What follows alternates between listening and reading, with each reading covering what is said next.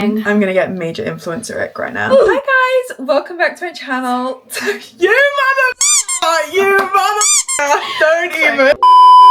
Hi guys, welcome back to my channel. Today we're doing something very different, but I think you guys will really enjoy. If you watch my vlogs, you may recognize her, but today I'm joined with Emily.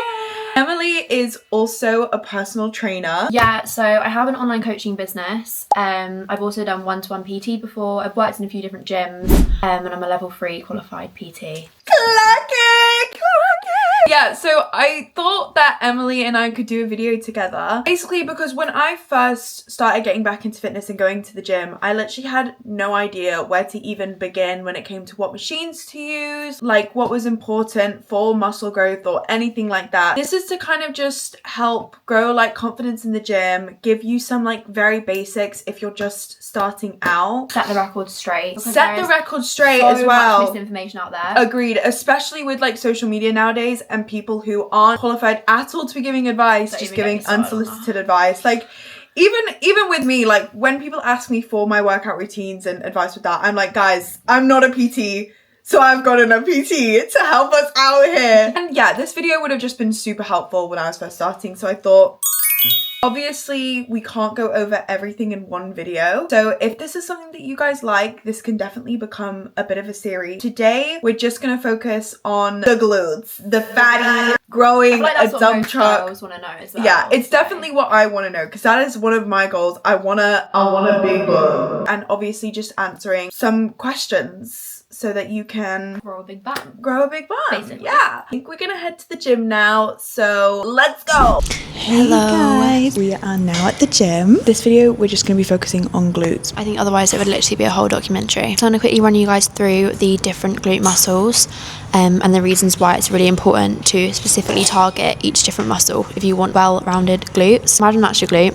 You've got the glute medius, which sits on the top. This muscle is gonna build you a shelf, basically. This is what makes them rounded. This is what gives you the shelf illusion. So for glute medius, it's sort of isolation exercises such as kickbacks, step-ups. We've then got the glute maximus, which is the main muscle in your glutes. This is going to be targeted via hip thrusts, RDLs, a lot of compound movements, leg press, Bulgarian split squats, all of that jazz. And then we've got the glute minimus, which is going to sit at the bottom and at the side of your glute. So this is what is going to give you the kind of glute from the side and just help your glutes look really nice and balanced overall. For this, you're going to want to do things like abductions, which we're also going to go over in this video. So today we're going to be going through a few of the key glute movements, starting with a hip thrust and also a cast glute bridge, which is maximus. We're going to go through step ups and cable kickbacks, which are both medius and also work a bit of your max as well. Abductions, which work your minimus, and also RDLs, which work your maximus. Hello.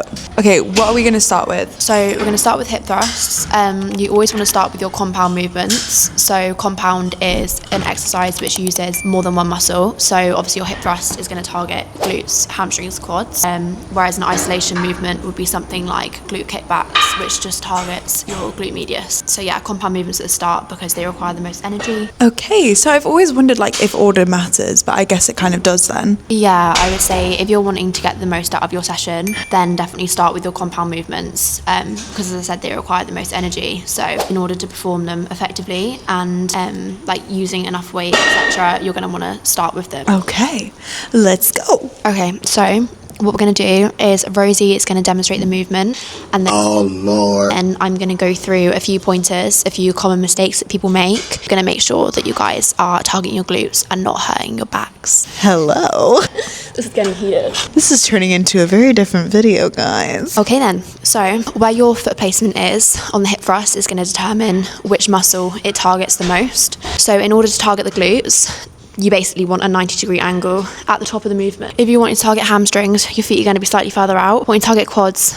slightly further in. Glutes, happy medium. Rosie is going to brace her core. Is your core braced? Yeah, okay, cool. She's going to brace her core. She's going to pop her hands on either side of the bar to steady it so that she's not like wobbling around. And you're going to push up through your heels to the top of the movement. So you can see here, there's a nice 90-degree angle. So that's going to target her glutes. She's looking down. She's not chucking her head back.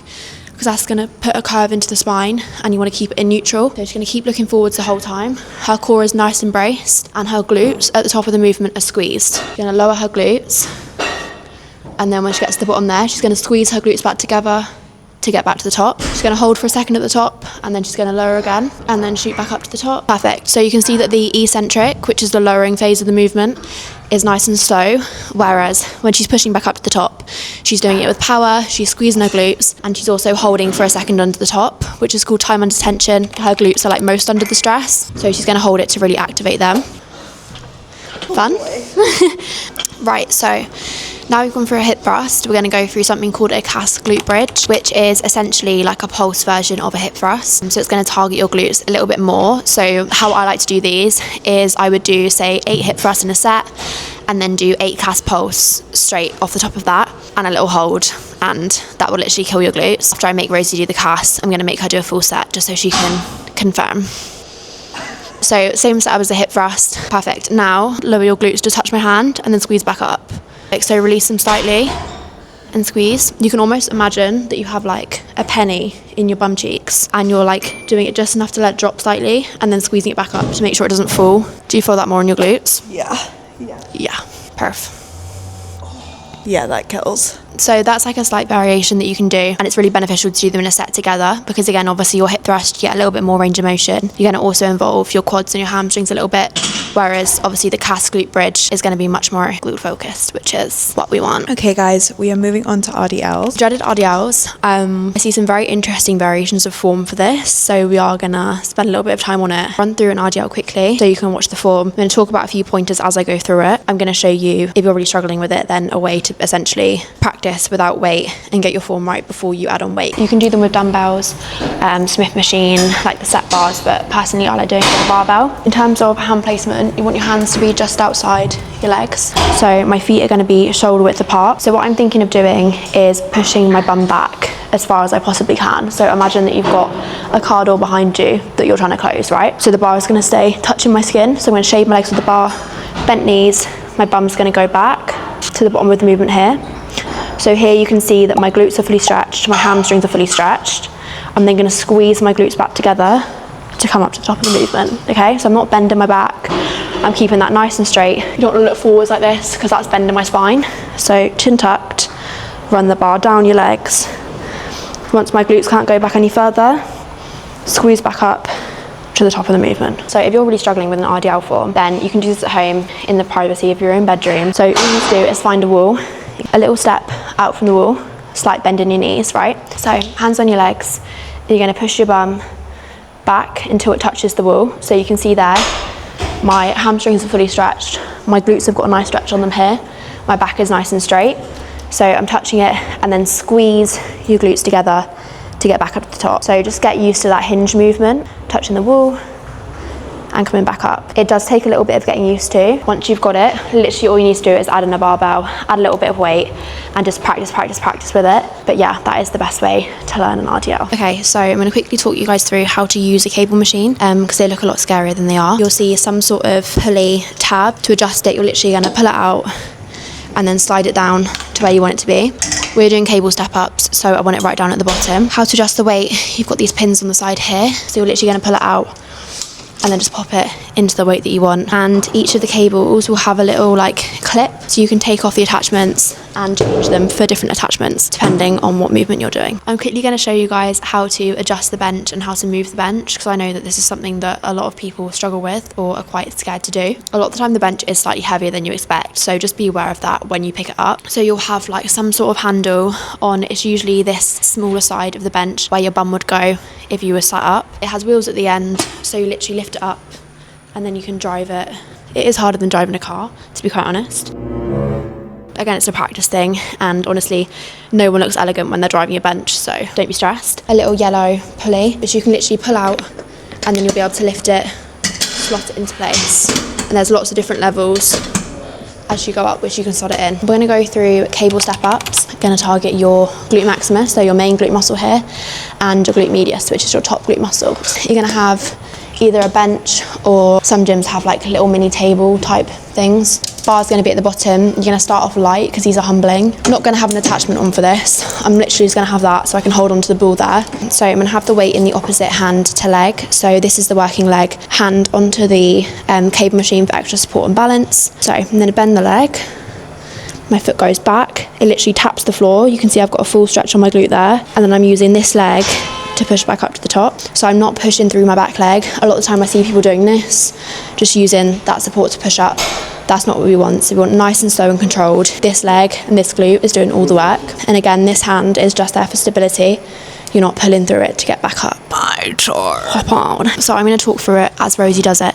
This is actually her first time doing it. So, okay, so pop that foot a little bit further forwards on the bench. Okay, so slight bend in this knee and then back leg straight. You're going to put it back out. So to here, literally tap the floor, that glute stretch, and I'll squeeze back up through here to get back up to the top. Your foot to be a little bit further forwards because again we want that 90-degree angle when you go down. Perfect. So you see how that's 90 degrees now? That's going to target the glutes more than the quads. If her foot was further back, it's going to target the quads. Perfect. Yeah, perfect. That's the perfect 90 degrees. Perfect. So you can see she's squeezing at the top. It's fully stretched here. She's pushing all her weight through there and squeezing at the top there. Perfect. That's hard, guys. Okay, so cable kickbacks, a little hack, if you will, if you guys don't have ankle straps, is you're going to attach it to your laces. Trust the process. So I'm literally just going to attach the carabiner under my laces like that, and then it's safely attached. There's a few different ways to do kickbacks. You can start with it slightly lower, you can start with it higher. I personally prefer starting with it higher. And you keep your back nice and straight, hold on to the cable machine for support. My leg is going to go back up to that top position there. I'm really squeezing my glute, coming back under, back up and back out again. In terms of your foot placement, where your foot goes back, I want to imagine that you have a square around you. So you're going to be kicking back to the two top corners of the square. So your foot isn't going directly back, but it's also not going to the side, if that makes sense. Rosie is now demonstrating. So she's got nice bent knee. That leg is going to go back up. So to touch my hand there. Perfect. She's got a nice squeeze on her glute here. And then she's bringing it all the way back in. Nice and slowly on this eccentric of the movement, and then pushing back out. Perfect. So you can see how her upper body is not completely upright, but it's also not completely bent over. So you can see Rosie's movements are nice and slow and controlled. She's not using all the momentum to swing her leg back, just using purely the muscle. And you will feel it slightly in your non-working leg, obviously because you're using it for stability. And again, these do just take a little bit of practice and a little bit of mind to muscle connection to really feel it in your glutes. This is the hip abduction. Obviously it's an abductor and adductor. We're going to be doing abduction today. Make sure that the pads are focused there. If you want you to target your glutes rather than your adductors, you're going to want to sit as far forward on the seat as possible. So yeah, to target your glutes, you're going to lean forward slightly more, and you want these pads, which is where the weight is centered, to be closer to your glutes rather than further down your legs. So yeah, that's an abduction. I mean, it's quite an easy machine to use. It's a good one if you're building your confidence in the gym to start with. So typically I would advise to do around 5 exercises in a session. I'd say no more than 5. You can get away with around 4, because if you're doing too many, then you're basically going to be too fatigued and you're not going to be able to perform the exercises to the level that you would need to in order to get the glute growth that you want to get. So it's best to split your glute day into 2 different days, 5 exercises on each. Again, you can repeat exercises in each of them. So I would always have a hip thrust in both glute days, just because I think it's the best glute exercise, breadth contrast, you know. But yeah, 5 exercises maximum on a glute day. So once you've done your workout, it's really important to stretch to cool down. This is going to reduce the DOMS, which is delayed onset muscle soreness, that you have the next day, and help your glutes recover. I'm going to go through 2 main stretches for your glutes. So we've got the figure 4 stretch, and then also a seated crossover stretch. This one is a juicy one. You're going to pop your leg over this one and then just pull it back in towards you. So you're just going to hold that there and then do it on both sides. You want to hold it for at least 30 seconds and do it a few times. One leg goes over, opposite hand to cover the leg, stretch away from your foot. So if my foot is this way, I'm going to be facing that way. I mean, we haven't actually been to the gym yet, but like Pretend we have. Pretend we have. You don't know that yet. Okay, so first things first, how many times a week should you train glutes in order to see the best amount of growth, I guess? I would say ideally twice a week. no more than 3 times a week, because you want to make sure that you have enough time in between your sessions that your muscle fibers can actually recover, because essentially when you build muscles, to put it simply, your fibers snap, they rebuild stronger. So if they're not rebuilding, they're not going to be growing, if you get me. I would say 2 times and then max 3 times a week. Right. So it's basically pointless to be training like the same muscle groups back to back. Yeah. Like, so for example, if I train glutes today and I train glutes again tomorrow, I'm literally just shooting myself in the foot. Like, wow. Yeah. Do genetics actually determine glute size, or can anyone build their glutes? Yeah. Because I personally feel like I come from a long line of flat bottoms. Okay, so yeah, genetics do determine the sort of shape of your glutes. So some people will have naturally really well rounded glutes, naturally have bigger glutes. Some people naturally will have slightly smaller glutes, but you can still build them, and you also can still work on the shape of your glutes in terms of the 3 different glute muscles, making the appearance of your glutes nice and juicy.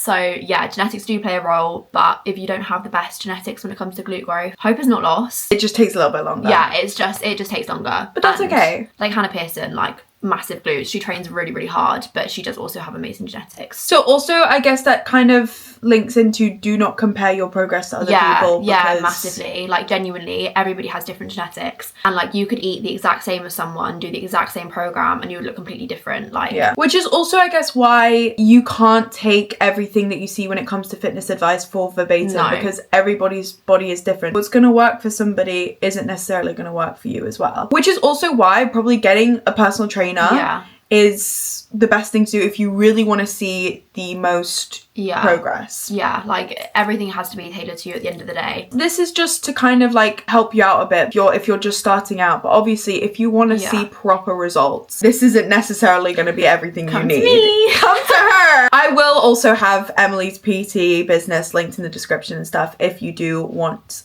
a referral or something like that. If you wanna join the squad. Are body weight workouts enough for glute growth? Long story short, no. I mean, you can definitely like tone your glutes, because I say body weight workouts mainly fall under sort of cardio type of workouts, so you can definitely drop a little bit of fat off them so that they're like a little bit more shapely. But in a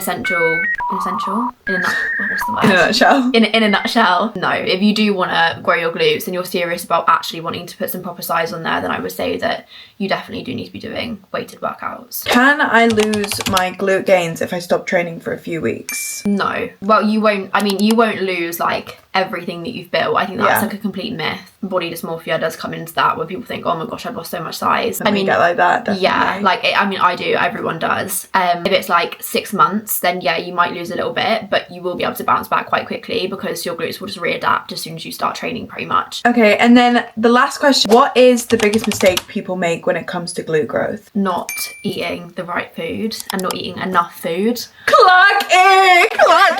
No matter how hard you're training, if you are not eating enough protein in a slight calorie surplus, you are not going to get the glute growth that you want. Like, it is simple. Unfortunately, nutrition does play a massive part in any gym goal.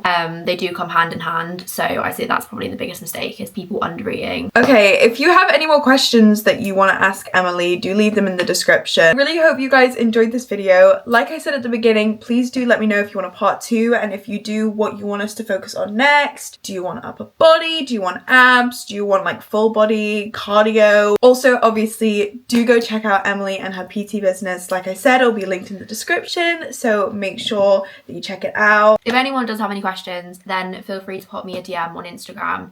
I'm happy to answer them. No charge. If you did enjoy this video and you want to see more from me, please make sure to like, comment, subscribe, turn on post notifications. I also do vlogging, so make sure that you check that out. And you'll probably also see more of Emily if you do check out the vlog. So there you go. I will see you all in my next video vlog. Bye guys, love you.